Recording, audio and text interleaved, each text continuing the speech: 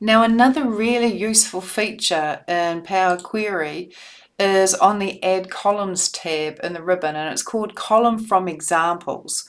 So basically, it's like flash fill in Excel, where you can give it an example and it will automatically populate the new column based on that. So let's say I've got this column here, Sale 2021, and these are my sales for that year.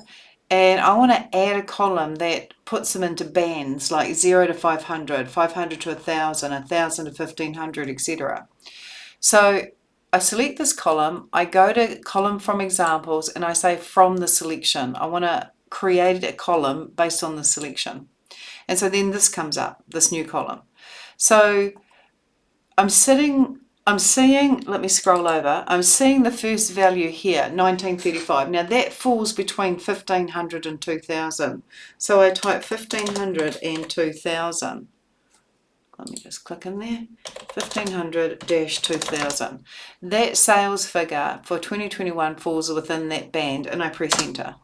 And as soon as I do that, it works out, based on that example, the band for every other sale. So this 800 is between 500 and 1,000. 396 is between 0 and 500. So I've created a column from an example, and I just go OK. And so I could rename that column if I pressed the column heading and pressed F2, and I could put sales 2021 bands. And so it's automatically banded the sales for that particular year. Or if I was to follow my notes, I could click it, press F2 and call it 2021 ranges.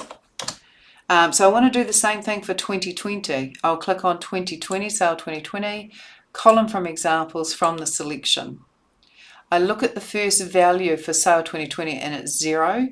So I'm going to type in here 0-500. And when I press enter, all the others populate. I go OK. And at the end is my column. I drag that and put that to the right of sale 2020, and I call it 2020 bands, or 2020 range. Yeah, 2020 bands, brands. Oh, F2, 2020 ranges. Follow your notes, Kath. I'll scroll over to this way.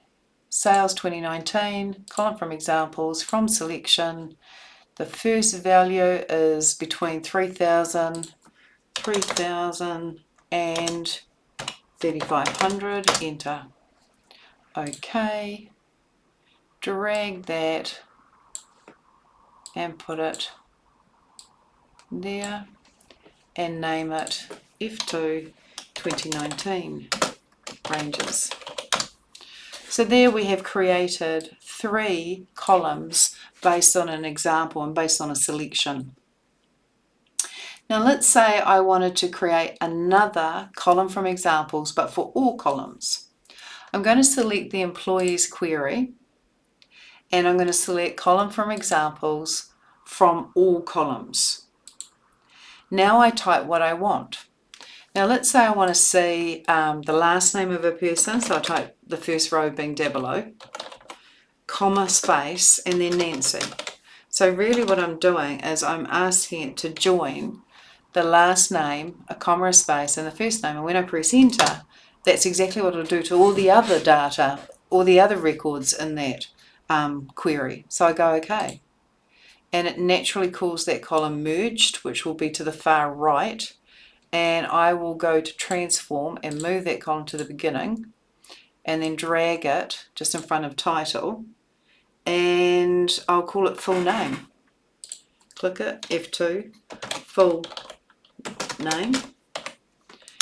And that means I don't need first name and last name, so I'll click this column, shift click this column, press the delete key, and instead of having separate columns for first name and last name, I'll actually have my full name.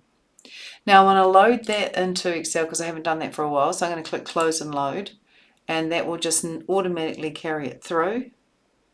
And then if I was to go and look at the employees, if I right click these 2 triangles, go to employees, I will see that I'll have full name. Employees, OK, and it is loading, connecting, reevaluating, and there's my full name there. So it's updated it in my Excel workbook, and I will save my file.